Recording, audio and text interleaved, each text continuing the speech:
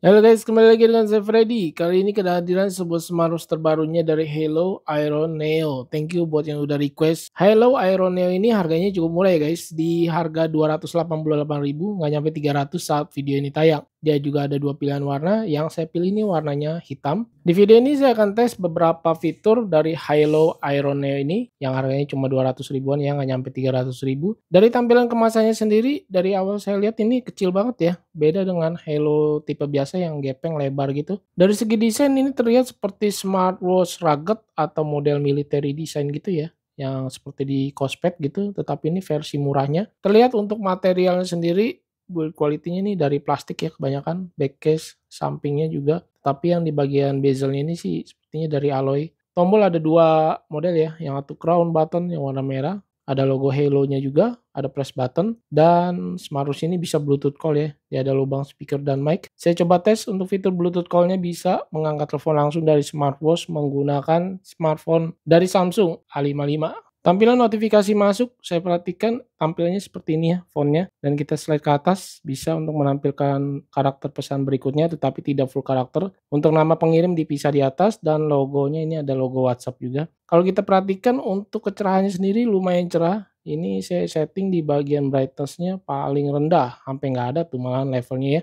Untuk kecerahan brightness-nya sih menurut saya ini udah cukup oke di indoor, dan saya coba tes di outdoor, tampilannya dia seperti ini. Maklum aja ya, untuk layar sendiri juga dia belum AMOLED, cuma ukurannya lumayan besar di 1,95 inch. Resolusinya nih terlihat jernih dengan pikselnya 240 kali 288 piksel. Untuk watch face-nya sendiri terlihat ini cukup bagus-bagus, model analognya watch face detiknya nih menyapu ya, keren. Kemudian kita masih bisa download lagi dari aplikasinya Halo Fun. Kita lihat untuk di aplikasinya, di sini bisa kita tambahkan watch face, saya tes bisa lebih daripada 3 pilihan tampilan yang saya download ke smartwatch-nya. Dan kita masih bisa custom pilihan watch face di sini guys.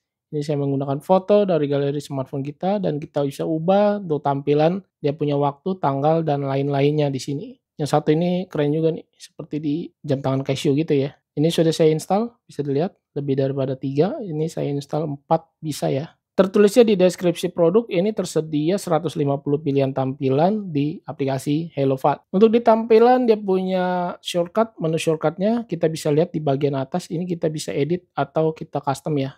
Di sini kita bisa tambahkan atau menghapus tampilan shortcutnya. Cukup oke dan mantap nih. Ada upgrade yang lumayan ya di smartwatch-nya Halo. Kemudian crown button juga kita bisa fungsikan untuk gulir seperti biasa lah ya. Ini menurut saya juga cukup presisi dan clicky banget ya. Memang untuk haptic feedback-nya ini nggak ada sih. Saya coba double klik. Nah, ini bisa untuk ganti-ganti pilihan tema atau view UI. Fitur-fitur yang dibawakan dari smartwatch-nya Halo, menurut saya sih ini seperti smartwatch kebanyakan lah ya, di harga yang sama di 200 ribuan. Dia ada heart rate sensor, lalu SpO2 fitur kesehatannya, dan ini langsung aktif tanpa di tap lagi ya. Menekankan ini untuk adalah stress level, lalu ada relaksasi, ini slow banget. Pelacakan siklus untuk kewanitaan juga ada, ini fitur kesehatannya. Fitur olahraga ini tersedia cukup banyak pilihan, tetapi dia belum built-in GPS pastinya ya, karena fitur dia punya smartwatch-nya juga ini cuma 200 ribuan. Oh ya, di aplikasi HaloFun kita bisa lihat ada layanan pihak ketiga, yaitu bisa terhubung ke Strava dan Google Health.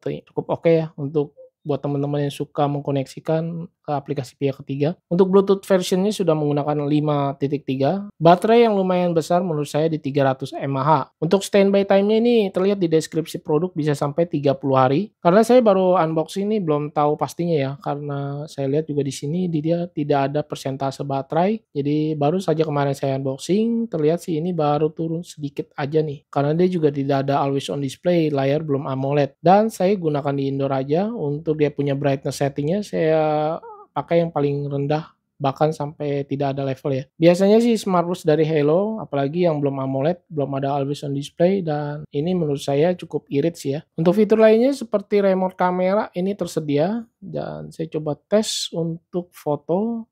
Oke, mantap nih guys. Bisa dilihat ya, sekali tap aja dia langsung mengambil gambar. Dia tanpa timer waktu pintu mundur, dan di sini juga tidak ada setting timernya. Kemudian pemain ini ada Bluetooth music ya guys, music player, bukan music player sih, Bluetooth music tepatnya. Di sini ada pengaturan volume di bagian kiri atas yang bisa kita adjust, slide atas bawah. Fitur-fitur lainnya seperti yang sehari-hari saya pakai seperti timer, alarm, stopwatch, ini jam dunia juga ada, wall clock kita perlu setting dari aplikasinya. Center ini menggunakan dari layar smartwatch-nya. Kalkulator juga ready. Kemudian juga dia ada Find My Phone, ini bisa kita tap untuk mencari smartphone kita kalau keselip. Di bagian setting seperti biasa ya, standar ini settingnya di screen time off 30 detik. Kecerahan dia juga belum ada auto brightness. Untuk setting bahasa dia sudah menggunakan bahasa Indonesia, ini bisa saya gunakan bahasa Indonesia di sini ya. Untuk berat dari keseluruhan smartwatch-nya dengan strap saya timbang ini nggak nyampe 50 gram. Menurut saya ini udah cukup ringan sih ya, smartwatch yang lumayan besar seperti ini. Cukup nyaman ketika digunakan untuk sehari-hari nih. Dan ketebalannya kalau saya ukur di tengah sensornya ada di 13 mm. Lebar case-nya cuma 42 mm lebih. Lak-tulaknya yang lumayan besar di 57 mm lebih, hampir 58 mm. Strap bisa diganti-ganti, memiliki quick release yang ada di sebelah kanan.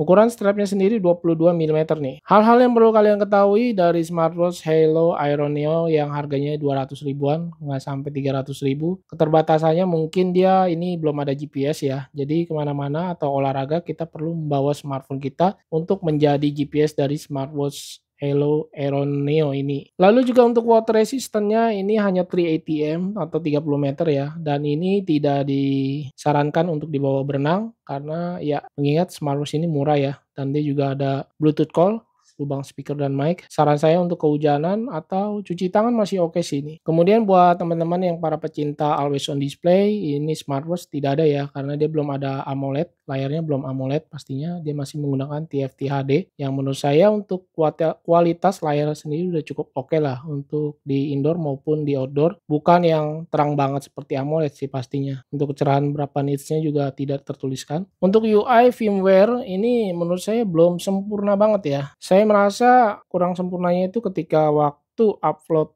atau gonta-ganti watch face, saya merasa ini cukup lambat dan sering gagal. Kemudian watch face yang udah saya unduh sebelumnya sudah tersimpan di aplikasi Halo Fun. Kemudian saya tinggal klik aja nih, kadang-kadang suka tidak terkoneksi atau tuh tidak bisa berubah guys. Jadi butuh pembaruan firmware. Dan biasanya smartwatch murah seperti ini untuk update firmware-nya ya begitu deh. Kalian tahu sendiri lah ya. Kesimpulannya dari saya nih untuk smartwatch Halo Iron Neo ini cocok banget buat kamu ya. Pecinta smartwatch dengan layar yang cukup besar.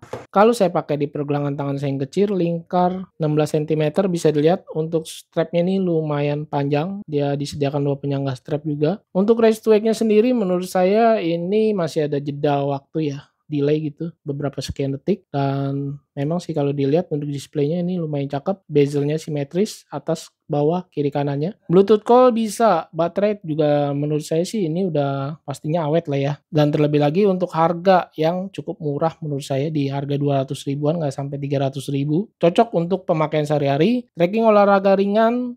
Ya, kecuali yang suka GPS ini tidak bisa. Kemudian water resistance-nya juga cuma 380M. Mungkin buat kamu yang butuh smartwatch built-in GPS, kamu bisa pilih smartwatch tipe lainnya ya. Dan smartwatch yang harganya di 300 ribuan rata-rata belum built-in GPS ya guys. Biasanya menyentuh hampir 1 jutaan itu GPS-nya udah lumayan oke. Oke, mungkin segini dulu yang bisa saya sampaikan unboxing dan tes smartwatch terbaru dari Halo Iron Neo. Terima kasih banyak buat yang sudah menonton. Mohon maaf jika ada salah-salah kata. Thanks buat yang udah merekomendasikan smartwatch baru dan bagus ke channel ini. Saya Freddy dan nantikan video selanjutnya. Oh ya, Mi Band akan segera tayang. Bye.